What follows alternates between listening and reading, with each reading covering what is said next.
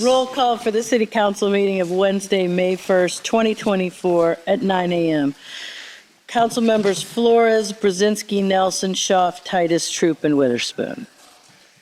Alrighty, we're going to stand for the moment of silence, and then we're going to shortly do the pledge right after.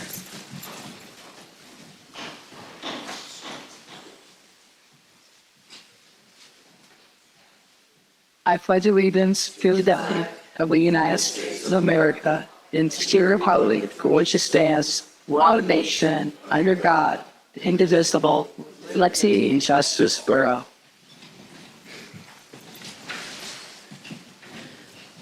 I have a motion to accept the minutes from the April 17th meeting and bills for payment on May 3rd and May 10th. Council members Brzezinski, Nelson, Schaaf, Titus, Troop, Witherspoon, and Flores. And there are no presentations this morning, so we will move on to residents who would like to, no. Do we have any repository sales? Do we have any repository sales?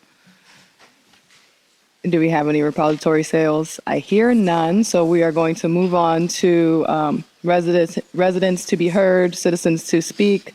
Can you please state your name and the municipality for the record? You will be granted 5 minutes. And whoever is ready can start. Good morning.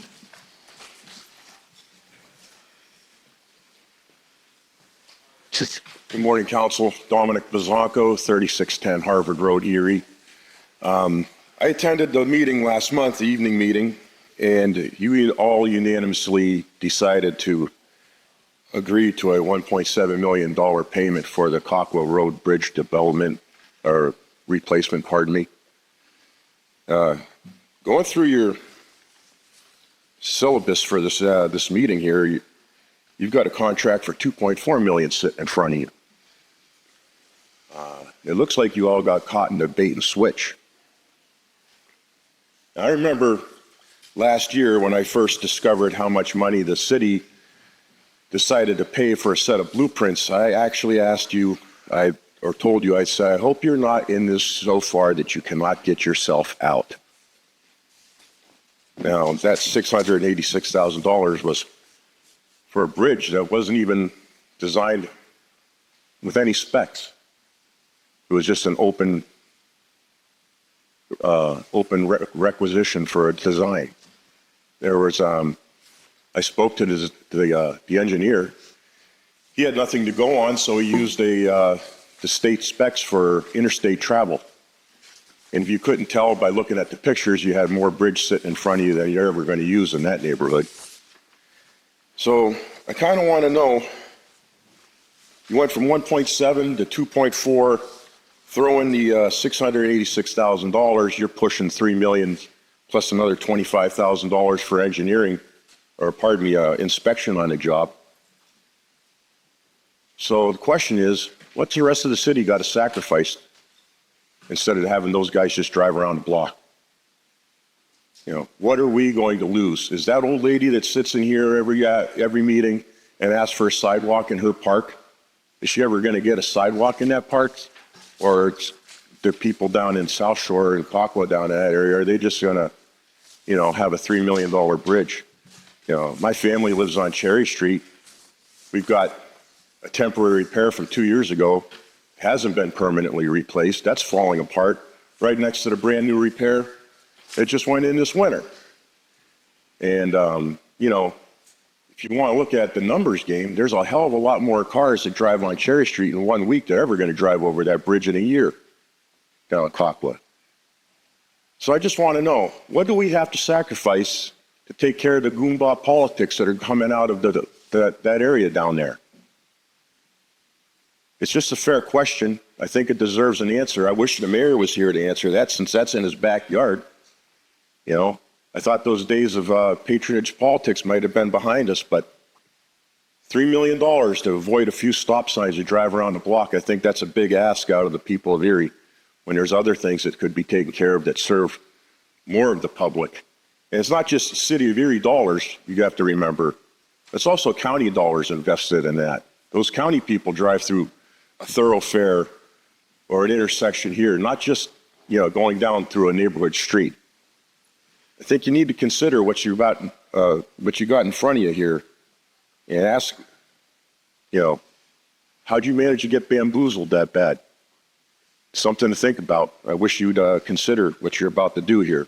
Thank you for your time. Thank you.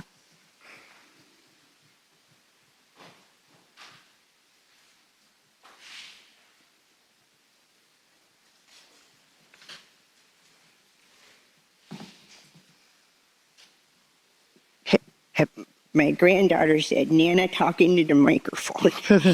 So I'm talking into the microphone. My name is Doris Dungowski. I am 97 years young. I used to live on West 19th Street, but now I'm moving to the Richford Arms. It used to be a hotel when I was young called the Ford Hotel, and it was real hoity-toity, so I never did go in there. So I want to talk about the more public restrooms downtown, because I heard you talking about it before. And I think the elderly people need more public restrooms because there's more elderly people living downtown. Now, my brother-in-law, he lives in the Tulio Towers, and he has the irritable bowel syndrome. And he goes all the time, number 2. And sometimes he has to be walking downtown and he can't leave his apartment because he doesn't know. And there's not enough public toilets for the elderly people to live downtown. Now, sometimes when you're elderly, you get backed up for days and days and days. And sometimes you got to drink the prune. You know what I mean, don't you, Ed? But sometimes you get backed up. And you got to drink the prune juice. Now, when I was a girl, they used to sell the best prune juice at Bellows Market. Used to be on West 4th Street on the Bayfront. And they made it from the prunes in their own backyard. But now, you can't get good prune juice, so you gotta take the prune juice and you gotta drink it for days. And if you're walking downtown, you don't know when the prune juice is gonna kick in. And so we need more toilets, and not the kind you have to pay for. When I was a young girl, you had to put a dime in the door and it was locked. So we can't be paying for them. And, and I'm not going to wear those adult diapers. It's not dignified. So I say that we need more public restrooms downtown and not the kind you have to pay for. That's Doris Dungowski. Thank you. Thank you. When's your birthday? Miss Doris, when's your birthday? 1937. How about the day? May? Yeah, you got it. That's all. Lady. Yeah, Ed. Cheese.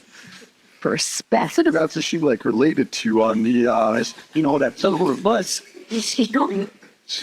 That's who's smart people. Good morning. Susanna Faulkner, City of Erie. Doris, I have to say thank you. As someone who also has a digestive disease, it's not just the elderly. Agreed. Good morning. I am here to speak about H transfers and CDBG funds.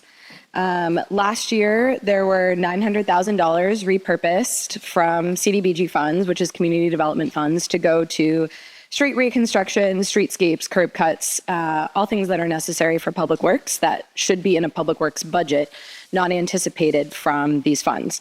So as a reminder, I know I've said this several times, CDBG is our largest chunk of funds from the federal government that can go to low income folks. And this is mostly affordable housing, development, youth programming, all those kinds of things.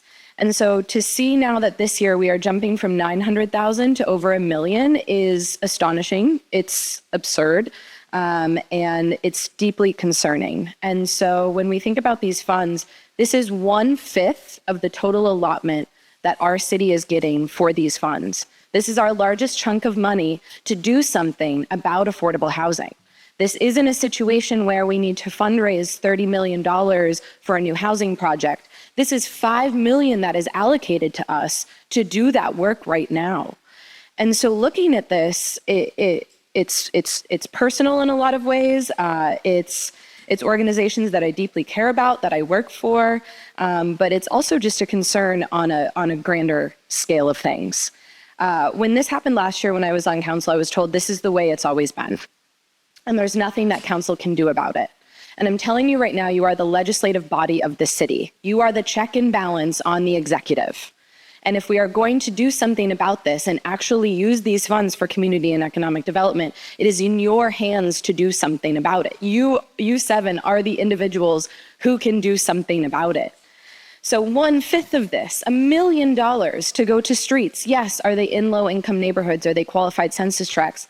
Absolutely. Is street paving important? Yes, but I ask you, is today your vote going to be for pavement over people? Because voting yes on these transfers, not tabling it, is prioritizing pavement over people. Clearly, that is the ethics of this. And if this is the way it's always been, there's nothing that can be done about it, I'm reminding you, you are the body that can do something about it. You are the only body that can check doing something on this. Last council meeting, we heard a lot about needing more process around the meeting tours. There's been a lot of conversation about process. Where is the process for the repurposing of these funds? Instead of it being handed down and put on an agenda, which quite frankly, I know myself, I didn't check the agenda until yesterday. Otherwise, I definitely would have tried to organize more around this. But for it to be such a simple thing that it's something that our mayor's office, our DCD office can just put on the agenda to say, we're taking $1 million from the people, from the low income people and the organizations that serve them and putting them towards streets. How can we possibly keep going on like this? We can't. When I look at this, I see things like ERA, lead rehab. That's the redevelopment authority for lead rehab. Where's the questions? And I have so many questions for a study session for why that $75,000 couldn't be spent, because I know there's a ton of issues with lead in our blighted properties. I see things like $86,452 from the city facade renovations, which I'm assuming is for home repair facades. That's a common practice throughout our neighborhood groups in our city. Why could those funds not be spent? What's the problem that it needed to be returned to that pot of money? We hear so much, especially in the last year, of promoting the Love Your Block program, which is a really good program, but the program is to do many of the things that the dollars are being returned here for. So if we don't, as a city, have the capacity to spend these dollars doing these things right now, why would we pour more funds into Love Your Block, into the growth partnership, all of those other avenues, if we can't spend the dollars we've already been allotted? I understand with the $500,000 for, say, EMI, the Economic Development Act funds there, that to go to streets, that was more of an industrial situation. But I ask you to please table this, please develop a process. We hear so much about process. This is a time for you all to come together. These are the people's dollars. This is allocated to the city based on our size. We get about 5 million, and you're signing off on 20% of that going to pavement instead of people. Thank you. Thank you.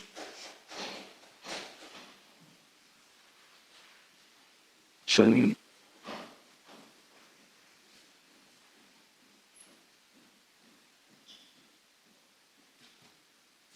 morning, Melinda Hall, Madison Avenue. It's good to see all of you guys again. It's a beautiful day in Erie. Be more beautiful if we weren't facing the same problem again here. I also rise to speak about the reallocation, the transfer of the block grant funds. I concede that street paving is incredibly important. I ride a bike and I drive a car. I understand the importance of those. I also concede that I understand asymmetric information, that I don't have all of the information about all of the things. But I do understand that one of the primary issues in a city is how its people live. And I think we've identified through several different studies that the houses our people live in are difficult, that the lives and the poverty that some people face are difficult. And most of these organizations that are losing funds because they didn't quite spend them all in the fiscal year are the folks who deal most with assisting the folks whose lives are the most difficult in our city. And in fact, for the city to succeed means everyone has to have a way to succeed. And that means that these funds are desperately needed by these organizations. And so I suppose I also rise to talk about what the process is and what the long view is. Because paving roads is a reasonable short-term plan, but it doesn't seem to be part of any sort of longer-term strategy. A longer-term strategy that involves the people of this city, that involves ensuring that the nonprofits who help so many folks have what they need, and perhaps that those funds carry over. I admit I don't know all the exact rules about carrying those over, but it's unclear how paving streets assists any of these sorts of operations and missions in our city when we know that the problems are real and the problems faced by people cause pain. And if there isn't a way to help a lot of the citizens in our city through these funds, then it doesn't really matter if we pave the streets or not. There won't be that many people to drive on them. So I encourage you to consider your process and what the strategy is for using these funds to empower both our nonprofits and the people that they help. Thanks for your time. Thank you.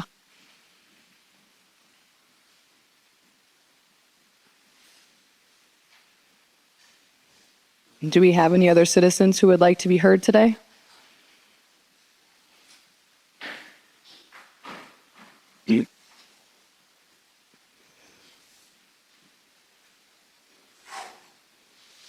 Hello. Good morning.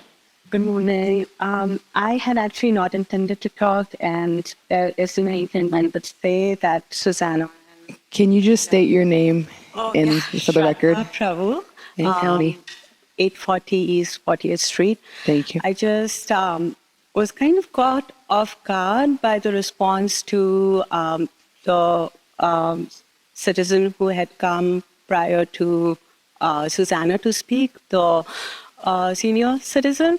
And I think as elected officials, we need, I expect our elected officials to be more mindful of how they engage and maybe some of the biases that they bring, some of the questions that were asked about her birth date and her your birth, those are not questions that are asked of every participant. And that was a very ageist approach to somebody who was bringing some very serious issues to the table and made light of the concerns that she had brought forth. So I'd really like elected officials to be more mindful. Thank you. Thank you.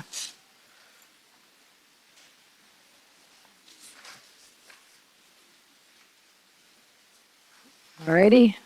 Any other citizens who would like to be heard today? Any other citizens who would like to be heard today? Any other citizens who would like to be heard today? I hear none, so we will move on. Ordinances for final passage, council file number for first reading. Council file number 16433, an ordinance appropriating the sum of $25,119.27 of program income generated through the Community Development Block Grant for the following CDBG CD22 projects. Sponsored by Councilmember Schaaf, seconded by Councilmembers Nelson. The council file ordinance number 16433, having been read, is hereby adopted on first reading by City Council. Councilmember Brzezinski, Nelson, Schaaf, Titus, Troop, Witherspoon, Flores. City Council read and adopt council file ordinance 16433 by yeas 7, nays 0 on first reading.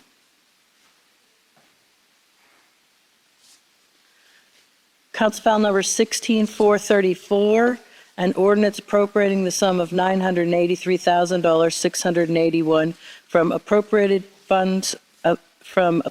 fund balance in the liquid fuels fund for the expenditure thereof. Funds will be used for the street paving and the Cockwa Boulevard Bridge replacement. Sponsored by Councilmember Schaaf, seconded by Councilmember Troop. The council file ordinance number 16434, having been read, is hereby adopted on first reading by city council. Discussion. Go ahead. Yeah, as there's been discussion and public comments made about paving, I just want to make it clear to the public how paving is funded. Really, we get this happening from two different budgets. If you notice, it's not really in our general fund at all.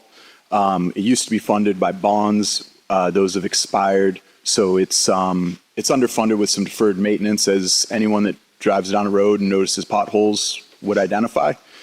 I drive down, I was at a street where I was driving down 8th Street 4 times a day to drop off my daughter at Strong Vincent before going to collegiate. And you'd get at some of those arbitrary stoplights in that neighborhood. And I remember I would sit at those stoplights looking ahead and trying to plan how it is that I would dodge potholes on the next block. Like, we all understand that there's a notable amount of deferred maintenance. So our city is divided into two different types of neighborhoods. There's the qualified census tracts. Those are the less affluent communities. Those are funded with, as some of the community members have pointed out, those are primarily funded with CBDG money, HUD money, that have to be used in those neighborhoods, and we can use up to 80% of those funds to pave roads in those qualified census tracts. The not qualified census tracts, the neighborhoods that have a higher median household income and some other factors there, we pave those roads mostly with the liquid fuels money. That's the primary budget we use for for paving roads in the neighborhoods that are not qualified census tracts. That's the money. That's it. And so this transfer is to pave the roads in the neighborhoods that are, maybe nicer houses, but not so nice streets still. It's generally underfunded with a lot of deferred maintenance, as we all recognize, daily driving and riding bikes and walking. So I just want to clarify what all that's being used for. As the one citizen to be heard made reference to, and I mean, you work on bridges for a living, right? That's your full-time job. So he speaks with some experience on that. As this money gets allocated and as we look later into the contracts, that amount of money that we are here designating for paving, a strong majority of it is going directly to one single project, which last month we voted to approve without realizing there would be such a huge gap in funding. And that's where we're at today on this fund. So while this says that it will be appropriate for street paving and the Cockwell Bridge replacement, I do not intend to move forward with it being used for the Cockwell Boulevard Bridge replacement. And I hope to address that at a later vote when we get to the contracts portion. So I just wanted to make that clear as we are moving forward on this one, that I hope that this gets used to pave all of your streets. And rather than, and maybe even the streets in the neighborhood that are being affected by the bridge, which needs streets paved as well. So anyways, I just wanted to bring that to the discussion. Any other discussion? Go ahead, Councilmember Brzezinski. Go ahead. Yeah, Ed Brzezinski here. I can't, in conscience, like the idea of throwing more good money after bad. This is a project that was pushed way too quickly and done way too quickly with funds that aren't our money, but we might have to pay back. I don't understand. I'm going to do one of two things. I'm going to vote no on this if it ends up being a vote, but I would like to maybe, as long as we're going to be looking at the whole project, see if I can get a table on this. It's totally up to you folks with me. What about an amendment to it to strike the Cockwell Bridge from it? Would you move forward with it like that? Without the Cockwell Bridge? Yeah, just using it for street paving. You got it. How do we? I'd like to make a motion to strike the Cockwell Bridge replacement from this ordinance and to leave it with just street paving in the transfer. Who's the second? Ed? I'll second it, or Ed. Mr. Betts, is this all right? Who made the motion initially to put the ordinance on? I did. Well, Schaaf and Nelson, Yeah. or Schaaf and Truth. So what would be having here be a proposed amendment or a friendly amendment to the ordinance that the initial Harrison election and second and agreed, forced, and thought you would vote on and accept. Mr. Troop? All right. Okay. I like friendly amendments. And usually I didn't like our spoken blow on the meetings. Sure. Like during Pre-meeting. And good point, Mr. Troop. This was shoved down way before that, though. You know, that the bridge went to a Pittsburgh company. Even though we were warned about it, it was too late for us to do anything about it. And that's got to change because we are the final say on it. Thank you. Okay. All right, so it looks like we've got a friendly amendment.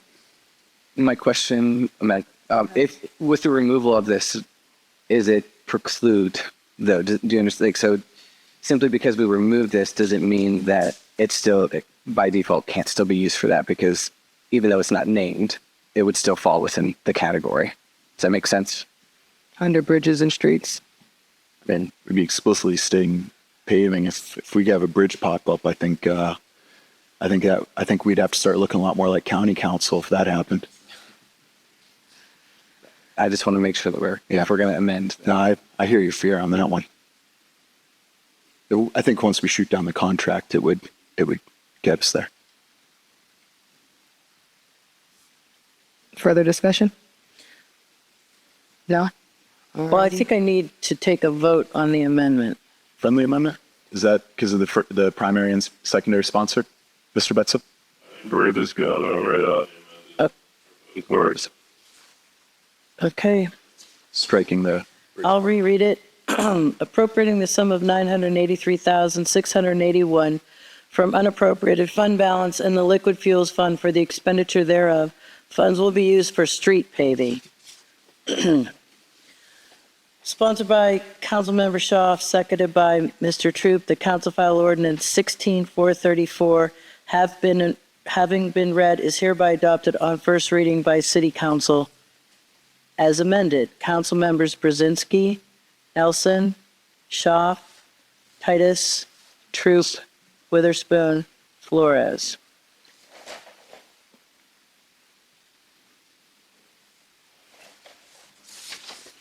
City Council read and adopt Council File Ordinance 16434 by yeas 7, nays 0 on first reading.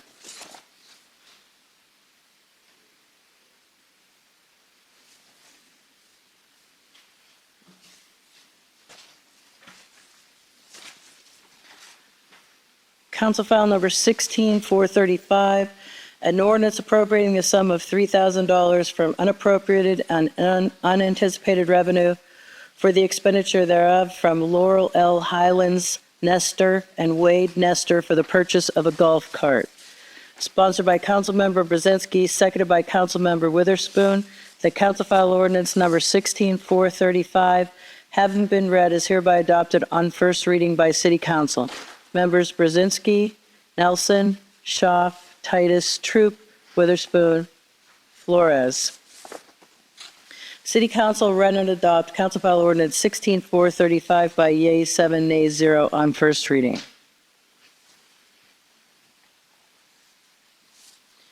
Council File Number 16436, an ordinance appropriating the sum of $175,000 from unappropriated and anticipated revenue to be received from the Pennsylvania State Recycling Act 101 grant and providing for the expenditure thereof.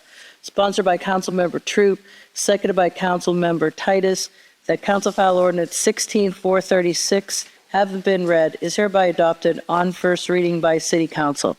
Members Brzezinski, Nelson, Shaw, Titus, Troop, Witherspoon, Flores. City Council read and adopt Council File Ordinance 16436 by yeas 7, nays 0 on first reading.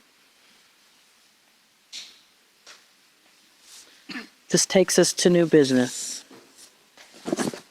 Can I have a council member motion and second to move balance of the agenda?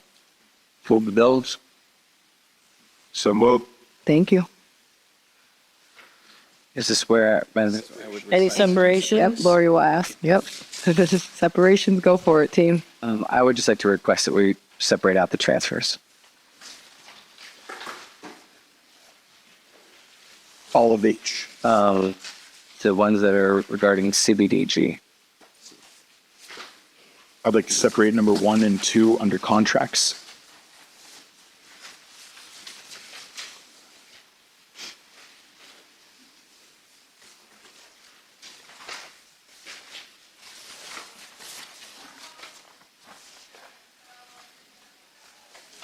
You said 1 and what under contracts? Sorry, 1 and 3. 1 and 3? Okay. Did I say 1 and 2? 1. I think you did. That's why I wanted clarification. Yeah, thank you.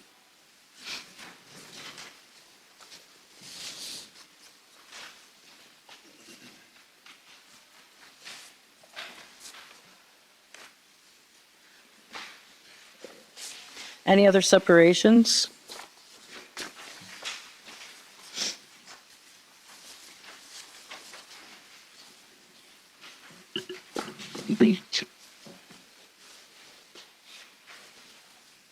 Moving the balance of the agenda, members Brzezinski, Nelson, Schaaf, Titus, Troop, Witherspoon, and Flores. Starting with transfer, I'll just do them all. Ed Brzezinski, seconded by Councilmember Troop. Resolved by the Council of the City of Erie that the following amounts be and there are thereby transferred in liquid fuels: $460,316 from machinery and equipment to bridges and streets. Discussion?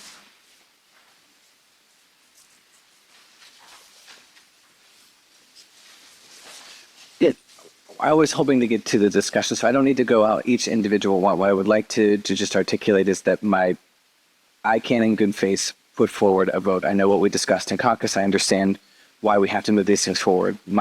The points that I would like to make up is around the CDBG funding and wanting to table it, though I know I didn't have the support back there to do that. So I'm not sure how I would say you don't have to go through every single one of these line items to read out to we all vote on it. But what I want to say is I can't, and I wanted to create space to be able to say that, and to if the other council members would join in tabling the transfer. I know I didn't have the support back in caucus, but after listening to some of the citizens, I just want to understand this process more and table the transfers until next meeting. Okay. Second. If you're tabling it, I'll give you a second on it. Okay, but I'm assuming you want to have discussion on the CDBG part, just not the liquid fuels Yes. part. All right, does anybody have any discussion to have about the liquid fuels part? Okay, go ahead, Ed. Well, you're right. Oh, no, you're right, okay. Yeah. All right, so do we move down to the CDBG part so that Tyler can elaborate? Is that how this goes? All of these, Or are they all lumped sum together? Well, they're all CDBG. Okay, The first one was like fuels, though. well, that's still doing bridges and streets. So if one, they as you can split it in about to approve like the tools transfer, All right, let's do. yeah. then we can but they have a motion to table because not a debatable lesson is whether or not to table it or not. You don't table it, you vote. But to you table it, you don't talk. Okay, So I think we have to leave the table vote to fail, vote on the liquid fuels, then vote to table the remaining docket of transfers. I mean, the motion at the table was pretty clear that this was CDBG, so I think I'm all right saying, breaking it into two parts. The first, since you're voting on whether or not you're approving the transfer under ACE under liquid fuels, they have about $460,316. All right, I'll call for that vote. I apologize, but my brain just got joggled a lot. So I need clear, concise. We probably should separate what we're about to vote on. It should probably just been moved with everything else. And then that way, once we get that out of the way, we could discuss CBDG specifically. so right now we're going to go on accepting the liquid fuels before the CBD. Turn back a page. Right, with a friendly amendment that we did. No. That was, I mean, it's self-care. Ethan. Okay, so we've moved on all the way down to sheriff. That was separated. We probably shouldn't have separated it. And so we need to move it along as the balance of the agenda, and then we'll discuss CBNG. Okay, so this transfer for liquid fuels is going into bridges and streets. Is it just going into streets, or we're just voting on it as it is? The probably know it as it is. Okay. Voting on the resolution, council members Brzezinski, Nelson, Shaw, Titus, Troop, Witherspoon, Flores. That resolution passes. So, Sally, turn to page 2 of the agenda. And is page 3. There is a motion. Staples, like this. So you're either voting to table this or not on the table, and it's you vote yes or motion to. And this isn't something gets discussed. That's technically the rule. I mean, if there's some desire to have a discussion opposed to that, that is not the process. And if it doesn't get tabled, then we can go back to having discussion. Okay, so the last transfer that is CDBG CARES, we're not pulling that aside. That, My understanding is a motion is to table all things in it. okay. All right, and I think Councilmember Troop has a question. For the solicitor. Oh, for the We solicitor. table it and we vote, and the next time it doesn't pass. What is that? And we don't pave roads and qualified census tracts. That's the sale at any of the transfers that are identified do not occur. And these funds are on a time limit to, Sure. And sort of look, it's Primary law upstairs will be shot, especially that sounds hard for this 17. Because this is all figured in the law. and these funds are specifically from year 2020, 2019? Okay. The one person to need a type trade, all those agencies are getting it from there. And trying for Okay. could have spent what's in. That's being that's the some of others. I guess my concern is that with these funds being on their, time limit, 2019, I don't quite know exactly how many years we have control of them before we have to give them back. And that's where I'm right. So we're coming up on that time limit that we either use these funds or we lose these funds. Okay. And that's what I need everybody in the community to be understanding of. These funds were from 2019. If we don't use them, we lose them. The agencies that were going to have these projects didn't quite meet the requirements of spending everything in the year 2019. They've still continued to receive funds in 2020, 2021, 2022, 2023, and then now they're going to be getting whatever they received for year 2024 when we get the allocation in May, correct? All right. Let me also point out the majority of the money is coming from agencies that failed to spend it. That's our agencies. I mean, Right. it's city. But some of that was covered by, 2019 and 2020 money that turned out to be covered by ARP just as well. Okay. That was also during COVID. Back to probably back to HUD. Yeah, back to HUD. But if we move it, it doesn't go to the Corporal Bridge. No, it's qualified census tracts. Okay, making sure. All right. So here's my thought as we're kind of going through this. I understand all these things that are being said, and and I understand. Where I think lies the problem mostly for me is the fact that we have people who are still coming in from the community, or the amount of questions and emails and phone calls that I received. This was not a transparent process. By me tabling it, giving us until the next city council meeting for a presentation or some information to be relayed out to the public, explaining exactly what was just relayed. I think creates a much more transparent, a much more inclusive, a much more accountable way of us governing, at least explaining the process with this end going forward. For me, I understand that these funds are on a timeline. I don't know how that timeline disappears in 10 days, where what we could create just with the community and being accountable for how the money is going and the process is going is what I saw with the table. But I also understand that this is for 2019 and that we're not talking about 2024 and that this money has to get spent. And that I'm not magically going to come up with a new way or solutions with it. I am trying to create a much more cohesive sense for community members to understand what is happening with over $1 million that looks like got pulled from services to put into streets. Let's get the process stuff moving real quick. Let's vote on the tabling. Let's vote on liquid fuels, and then let's come back so that we're somewhat sticking with the process. Thanks. Can we call for the vote for the tabling, which at this point I would say. Point of contention. The solicitor mentioned that we're going to do the page 2, and then the top of page 3 in transfers, then Department of Finance, ARP funds, and then the CDBG cares. Those are not included in the table, correct?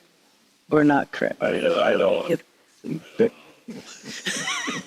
It's that. So the last 2 transfers. Here's are my not question. Included in the table? I don't think I have the votes to table this. Am I allowed to just withdraw it? I mean, it's okay to have everybody vote. I like for everybody to have their votes heard so that we know where we stand and so that we can feel valid in our principles. That's not a problem. I mean, if it's going to fail, it's going to fail. But also, I understand we get pressure from community to do certain things, and you don't want to be held accountable to votes that you don't feel within conscience. I was very clear when I became president that everybody can vote their conscience. So we can vote our conscience. Yeah. You don't have to. I'm okay with being held accountable. I like being, that's the space. Okay.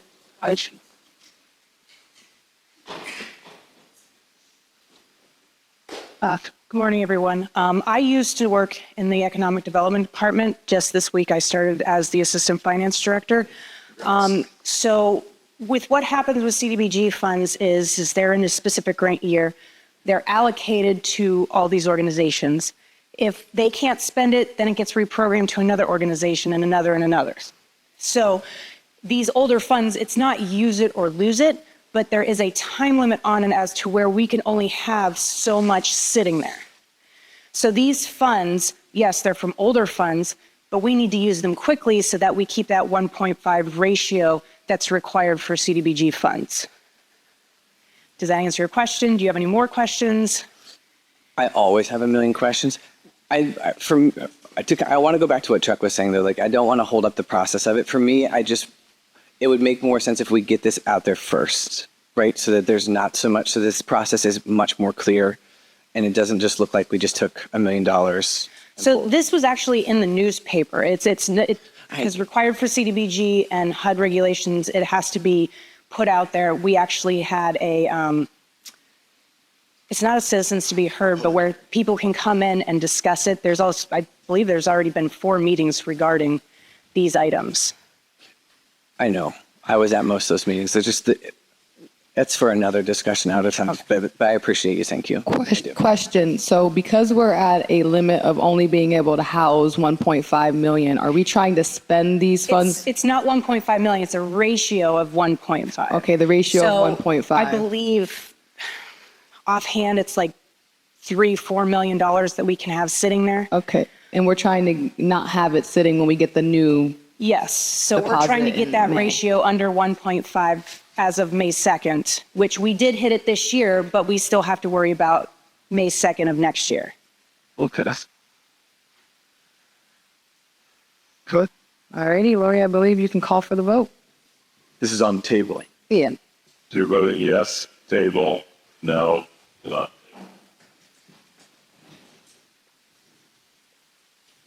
Okay, I'm still unclear if it's all transfers or just,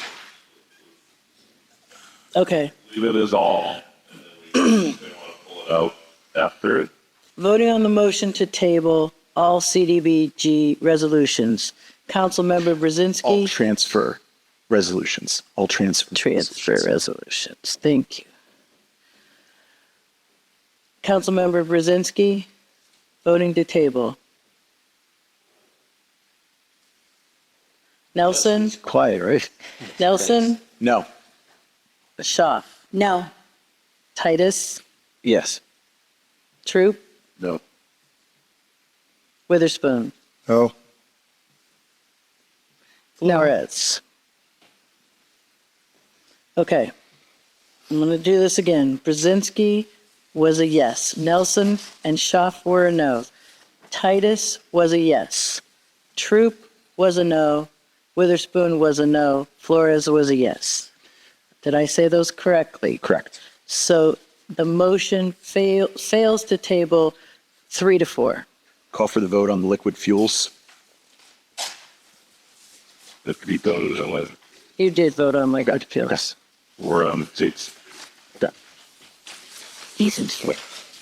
Did we really? Yes, that was 7-0. Yes. Okay. Yeah.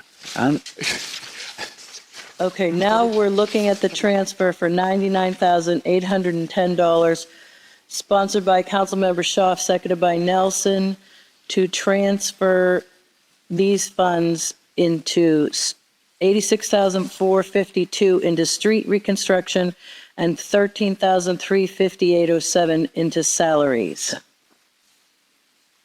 Voting on the resolution, Councilmembers Brzezinski, Nelson, Schaaf, Titus, Troop, Witherspoon, Flores. That transfer passes yeas 7, nays 0. Now we're looking at $52,073.19. This is going into streetscapes and curb cuts. Council members Brzezinski, Nelson, Schaaf, Titus. No. Troop, Witherspoon, Flores. Motion passes 6-1. We're looking at transfer number for $15,327.85. Yes. Going into street reconstruction, streetscapes and curb cuts, and the administration. Council members Brzezinski, Nelson, Schaaf, Titus. No. Troop, Witherspoon, Flores. Motion passes 6-1. We're looking at the transfer for $25,177.09 from MCRC to street reconstruction. Council members Brzezinski, Nelson, Schaaf, Titus. No. Troop, Witherspoon, Flores. 6-1. Transfer passes. We're looking at $11,265.13 into the administration. Councilmembers Brzezinski, Nelson, Whoa, slow down. Page 3, second one down. Then big chunk right here. $11,265. Donation. Yes. All right. I'll make sure of that. Brzezinski, Yeah. Nelson, Schaaf, Titus, Troop, Witherspoon, Flores. Motion passes 7-0. Now we're talking about the transfer of $170,634.63 going into the Booker T. Washington Center and St. Martin Center. Council members Brzezinski. Wait, discussion? For all of the, for separating all of this apart, I don't know what the process was to get to this point of 4 entities getting transferred into 2 that seem to be related, but I like this a lot better. And I'm sure that's why this one will end up passing unanimously. But I think this is an example of what we want to see out of this funding. Yeah. Any other discussion? Councilmember Brzezinski, Nelson, Schaaf, Titus, Troop, Witherspoon, Flores. 7-0. Under contracts, number 1, a resolution resolved by the City Council of City of Erie that the proper city officials be and are hereby authorized and directed to execute an engineering agreement between the City of Erie and Trans System Corporation, doing business as Trans System Corporation Consultants out of Pittsburgh, PA, for the construction of consultation services and Cockrell Boulevard Bridge Replacement project in the amount of $25,272. Discussion?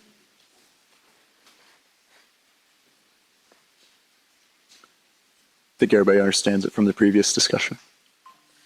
Okay, voting on the resolution. Members Brzezinski? No. Nelson? No. Shaw? No. Titus? No. Troop? Witherspoon? Yes. Flores? No. Motion fails to pass 1-6.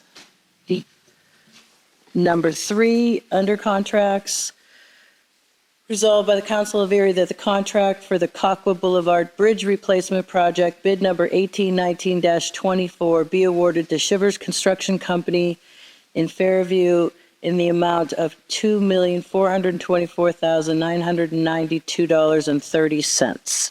Discussion? Voting on the resolution. Brzezinski? No. Nelson? No. Shaw? No. Titus? No. Troop? Witherspoon? Yes. Flores? No. Motion fails to pass 1-6. I believe this takes us to committee reports. All righty, I'll let Councilmember Ed Brzezinski start since he looks like the most ready of us all. Everyone's like shuffling papers right now. No big problem. Well, the acting director at the Port Authority is now the official director. Ms. Julie Slomsky was unanimously appointed new port boss.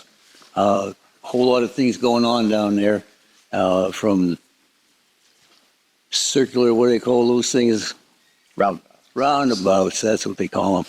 Roundabouts and the coke plant, a lot of exciting things, and it's good to see somebody with the pedal to the metal, so to speak. Julie's right on top of the things that are going there. I look forward to a lot more things happening down there in a positive way. That's pretty much all I have. Our Seawolves are still doing pretty decent.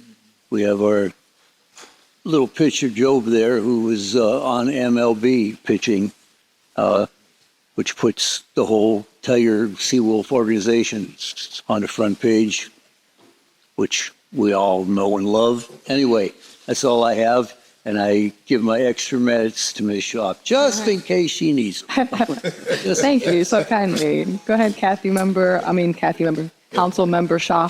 Thank you, Madam President. I attended the Water Authority meeting, and because of the construction, I was actually stuck in traffic for a while. They're probably, I think, going to move their meetings to the Summerheim for their meetings. I would suggest anyone traveling to avoid the Bayfront Highway, especially during peak hours. And we had a visit, I'll let Mo talk about that, to the Booker T. Washington. I attended Bishop Rock's summit on the wealth gap management for an hour that I could attend, and the Federal Resources Corporation luncheon sponsored by Jeremy Young was very good. Like, I was blown away by what they're doing there, and it's inside Mercyhurst University.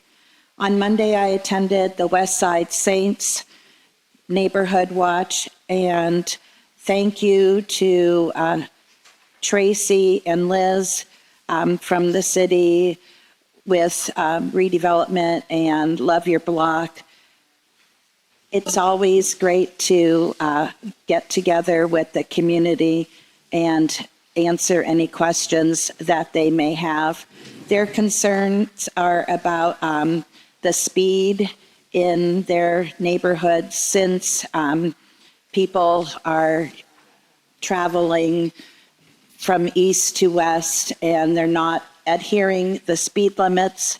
I noticed yesterday, traveling along West 7th myself, that there's one 25-mile-an-hour speed limit right around here by Gannon, and then you can go all the way across West 7th. I think I went to Cascade without seeing another speed limit. The Jefferson Society, thank you very much, hosted Abkar Hussain's The Promise of an American Immigrant Story. Mayor Joe Schember and his wife were there, and we got to meet Abkar, who is the youngest immigrant on the planning cabinet at the Governor Josh Shapiro's.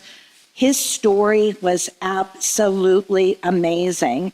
When he was 10 years old, his family won a diversity Welcome to America lottery, but they had to have a sponsorship, and they had some roadblocks along the way, and gave their money to someone that did not benefit their family, and then they were supposed to arrive on the day that the World Trade Center was attacked, and thankfully their dad planned ahead of time, and they came like a day or two earlier, but with their name Hussain, of course, you know, that wasn't very welcoming after the incident. And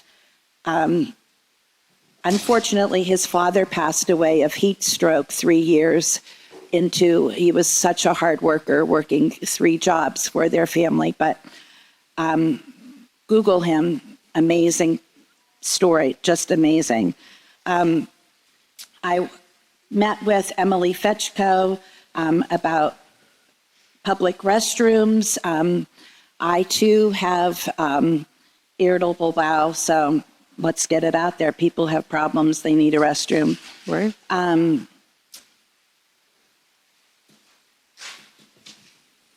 This month is Mental Health Month, and life is a balance. So know your limitations and do self-care and do the best you can, but keep it so that you have that mental health balance. I went to the Congregation of the Divine Spirits in Canton, Ohio on Saturday for Sister Rita's funeral service. The Congregation of the Divine Spirits was right here in the Gannon footprint on West 6th Street, across the street from the building, the United Way, that's no longer there.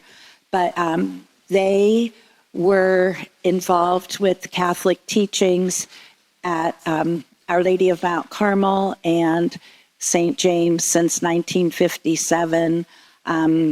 They left about 8 years ago or so, but they completely devoted their lives to the religious education of children in the area. And I had attended 1st through 8th grade at St. James, graduated and came back. And my career has been there with the sisters, and they definitely deserve a shout out. And my husband deserves a shout out because today is his last day of work, and he's retiring, so life will change for us. Thank you. Congratulations. Wouldn't be on this later. I want to start with addressing some of the public comments.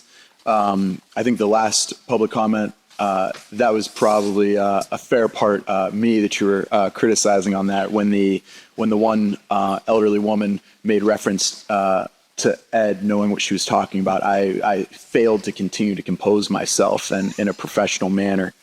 But her points were very compelling. And valid. And yeah, and I think something that we need to continue to applaud Kathy's diligence, or Councilwoman Schaaf's diligence in moving that forward.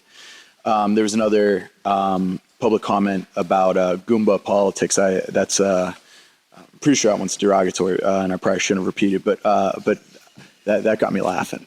I think one of the important things is that when we're getting responses on this, the budget for this is a citywide budget, and while we may be getting surveys and stuff as to what the specific people may lean, and that's basically was what I've been hearing, is that I'd prefer a bridge, but it doesn't make any difference to me.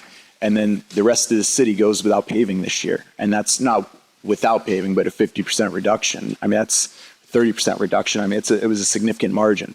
So I mean, I really I want to look at this from a citywide thing, and I think that those challenges brought forth about Cherry Street, especially knowing your background, were particularly compelling. As far as liaison positions, I filled in for the Towing Review Board. That's always Interesting. Yeah, that's always interesting. I think that's the most descriptive word. One thing is that your stationary cars, this is something the public needs to know. There's been a law in the book for 60-something years about stationary cars and that you need to move them. We didn't really have a way to track that real well in the 60s. And I don't think we've had a way to track that well for 50-something years. We have a way to track that now because of pictures. like people could just drive by and register where your car, where the tires are, and they could just track that. So when they come back through, they could identify really quickly.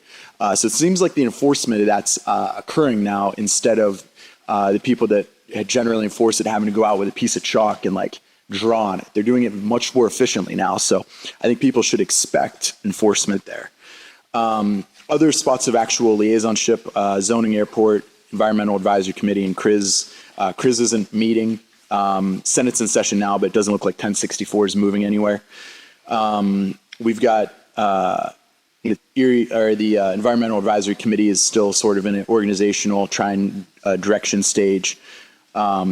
Airport had just general business, and zoning. I tuned in for that. That seemed to be pretty general as well. One last thing on a personal note, I was out of town for a weekend and had an opportunity to go Porch Fest, which is something I organized in the West Bayfront the last weekend of September every year. Had an opportunity to go see it in Memphis and to pick up some of their practices that I think are, there are one or two things to pick up there, but it's always a great opportunity to be in other communities, seeing stuff that they're doing and being able to bring back some of those ideas here. So, Porch Fest is not one of the things that city funds or anything like that, but it's a big event, and I'm looking forward to it this year with a couple new ideas. Nice. Well, we look forward for the updates. It's something fun to do in our summer, so we enjoy that. Councilman Member Troop. Thanks, Madam President. So I want to talk about our visit to Booker T. Washington Center on April 22nd. As you know, we're trying to reach out as a council and work with organizations, volunteer time, organizations that deal with youth and stuff like that. So thanks to Chantel Hilliard, who is over the Booker T. Washington Center, and Tim Cook for allowing us to come in. They gave us a tour around the building, see the facilities, see the programs they have. They did offer us an opportunity to come back sometime to really, really dig in and volunteer with some of the youth. We learned about a couple nice programs they have over there. One program, a young lady named Emmy Dallas Serrano runs a nice government-style program with youth where she's teaching them about legislation and things like that. She takes them down to Harrisburg. With other high schools or other youth from other cities that do the same thing, and they have a competition basically. They write legislation. They write legislation. It was a great program. I believe that some members of council might be actually inviting her down sometime to talk about it. Also learned about a baby boomers program over there, which That was That's my 5 minutes. Which my mother actually runs that over there. So they have, it's a senior citizen program over there that they do, trying to keep them engaged, keep them involved, people who are retired. How often do they meet? I believe it's almost every day, around 5 o'clock or something like that. I think they meet and they do different activities. They travel, they do different things like that together.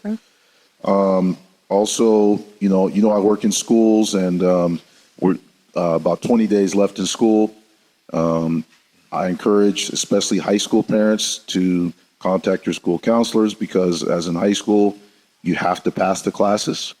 So for example, you might get a kid who's been in high school 4 years who wakes up and says, "Oh, I'm still a 10th grader," because they haven't passed the classes. So they have to pass the classes. I would start getting a hold of the counselors now because I know I've seen summer school applications coming out. And you want to get them in those classes so that, when it's time to graduate, they're on time. Also, we were talking about streets a lot today. So I had, people come down a lot of times and they scream at us about the streets in their neighborhood, this, that. One of our citizens made a good point today about road usage. You should look at like the amount the road is used. I did some looking into that before. Different cities, they actually have a process. They have a line that people can call where they can make complaints about the roads. I think it was called 311. Okay, they also had, like a city team that assessed all the roads in the city. And they also would bring in like a car that has like this special, like stuff that's connected to the car so it can ride around the city and it can tell the city which streets are the worst. They give them a grade and that's how they kind of figure out what streets. And that avoids people coming down and saying, "My streets never get fixed. This happens." Even though, a person might live in a neighborhood where the street's bad, but if 12th Street is bad, we know you have to kind of look at usage. So, that might be something you might think about is a process to figuring out how we're going to, deal with our streets. So that's my report for today. Thank you. Thank you. Councilmember Kawakaitis. Thank you. I will keep mine brief. I was out last week with a knee replacement, and so I'm still playing a little bit of catch up with all the groups. I do want to thank, though, the mayor and Renee and Public Works that we had met on April 24th with the director of the zoo and just several other board members to just talk about, again, collaboration. I know I talk about the zoo a lot, but it's just what it is doing and the what it brings into the city is really quite critical. And some of the projects that they have on the table or that they're looking at doing, I'm pretty excited about. And I was excited that the administration showed up quite ready to dive into some of these projects as well too. So thank you to the mayor and his team for that. To kind of go back to with some of the discussion that we had earlier, just a lot of the members of the community that I've been meeting with, there's just a lot of, I think, still confusion. We saw when we came in for some of the public hearings that we're just not getting a lot of people showing up. I think it's, again, why it's so important that we're going out this summer to the different organizations for people to kind of meet them where they are. I think that this just continues to be an area that's a bit of a special interest of mine is how do we rebuild this trust? How do we rebuild the buy-in with the community so that they feel that their voices are being heard? And I know sometimes I don't always get the questions right or the process right, but I'll get it because my brain won't let me not. It's just the way the puzzle will go. And then next week or on our next meeting, I'll be able to report out and all my liaison positions. So thank you. Thank you. Thank you. Councilmember Witherspoon. Thank you, Madam President. Along with Kathy, I attended the Eagles Nest program, and it was an outstanding program. Many teachers were there from the school district and the superintendent as well. He was on a part of the panel. It was a very good turnout. He drew individuals from New Jersey, Columbus, Ohio, and I think one from Chicago. But it was a very, very good program. He was doing it annually until COVID hit, and so we can expect to see the Eagles Nest doing it again next year. The Housing Authority The Housing Choice Voucher Section 8 program will be available from May 13th to May 17th. They are expecting up to 2,000 individuals applying for the Section 8 housing. Selections will be made through a network of technology. So the 13th of May through the 17th of May, folks can apply. The Housing Authority also partner with the MCRC in the John Horan Gardens Apartments to provide free tax preparation to over 200 public housing and Section 8 participants, returning over $350,000 to their residents. And that was a record for the Housing Authority. I had mentioned previously that Mr. Mike Fraley is retiring. June 7th will be his final day. The board has approved. Last name is Denise. She will become the executive director for the Erie Housing Authority. I've met with her on several occasions, very sharp individual. She was the previous director of the Housing Authority in McCain, PA. I attended the symposium yesterday and was very good, as usual, hosted by a Knox law firm. Very good. It was a full day, and they had some outstanding speakers from state and federal, as well as their law firm. Thank you, Madam President. Thank you. Before I go, I'm going to let Councilmember Troop make a comment. He left something out, so go ahead. Yeah, I just wanted to, Madam President, thank you. Just wanted to thank Councilmember Titus, Shaw, Flores, and Witherspoon for coming to the Booker T. Washington Center. I know other people could have came. They had other commitments, but thanks to those who did. Thank you, no problem. Thanks for setting that up. All right, I'm going to go with my report. It's been quite a busy last 2 weeks. On April 18th,